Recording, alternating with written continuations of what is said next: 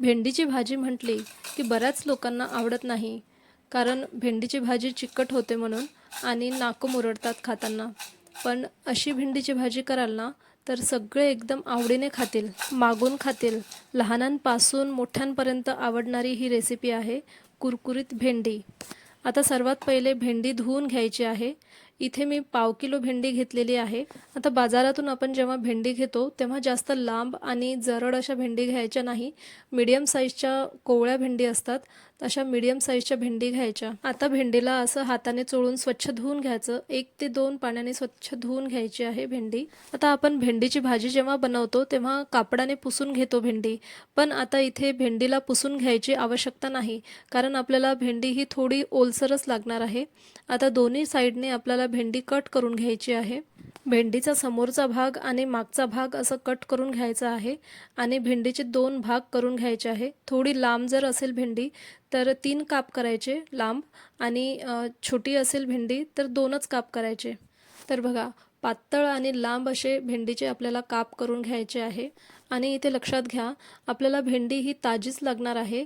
फ्रीजमध्ये ठेवलेली आणि मऊ पडलेली भेंडी छान लागत नाही, त्यामुळे ताज्या भेंड्या वापरायच्या.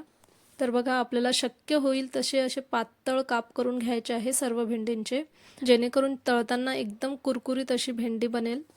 आता आपले सर्व भेंडींचे काप करून झालेले आहे.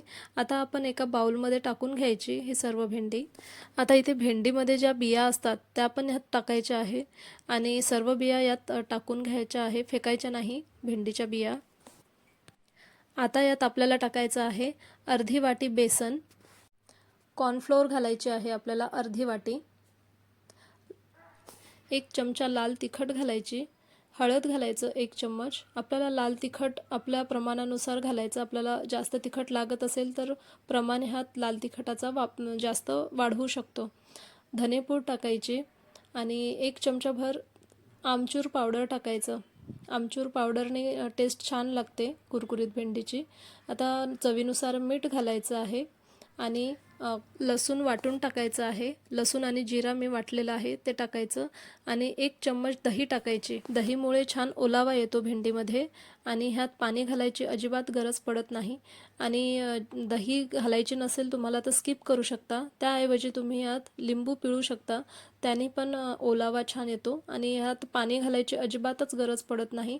आता हे सर्व मिक्स करून घ्यायचं, हाताने सर्व मिक्स करून घ्यायचं आणि ह्याला कोटिंग अशी लागून जाते छान. आणि थोडा वेळ 5 मिनिट झाकून ठेवायचं.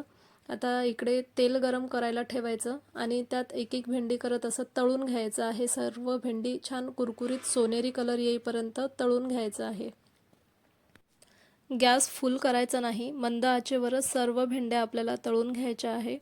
भेंडीला छान सोनेरी रंग येईपर्यंत छान तळून घ्यायचं आहे. आणि एकदम हिरवी पण राहू देऊ नका भेंडी. हिरवी जर राहिली तर ती चिकट लागणार नंतर, त्यामुळे थोडंसं असं सोनेरी कलर येईपर्यंत भेंडीला छान तळून घ्यायचं आहे. बघा, एकदम असं सोनेरी रंग येईपर्यंत तळलं तर मग छान भेंडी बिलकुल चिकट लागणार नाही. बघा, अशाच प्रकारे सर्व भेंडी तळून घ्या. खूप छान कुरकुरीत आणि स्वादिष्ट अशी ही कुरकुरीत भेंडी बनते आणि अगदी लहान मुलांना तर खूप जास्त आवडते ही भेंडी. असंच खायला खूप छान लागते. आणि यासोबतच तुम्हाला वाटलं तर लसूणच्या पाकळ्या 4-5 लसूणच्या पाकळ्या आणि हिरव्या मिरच्या तळून घ्या, त्याच्यासोबत खूप छान लागतात खायला.